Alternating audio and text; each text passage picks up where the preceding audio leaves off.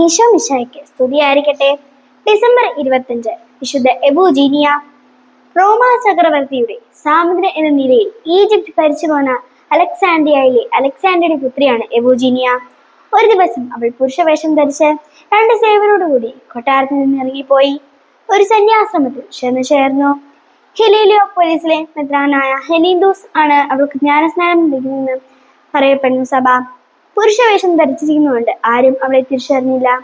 അദൃശ്യമായ ജീവിതം നയിച്ച ആ തപസ്വിനി ആശ്രയണ ആശ്രമാധിപത്യത്തിലും അവരോധിക്കപ്പെട്ടു. അവളുടെ ശ്രമം നിമിത്തം അലക്സാണ്ടർ ക്രിസ്തുവിശ്വാസം സ്വീകരിച്ചു.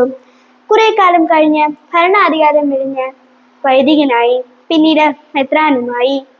ഒരു നാൾ കുർബാന മധ്യേ അദ്ദേഹം ശത്രുക്കളാൽ കൊല്ലപ്പെട്ടു. പിന്നീട് എവൂജീനിയായും മാതാവ് ക്ലോസിയായും കുടുംബാംഗങ്ങളും റോമിലേക്ക് മാറി താമസിച്ചു. നന്ദി.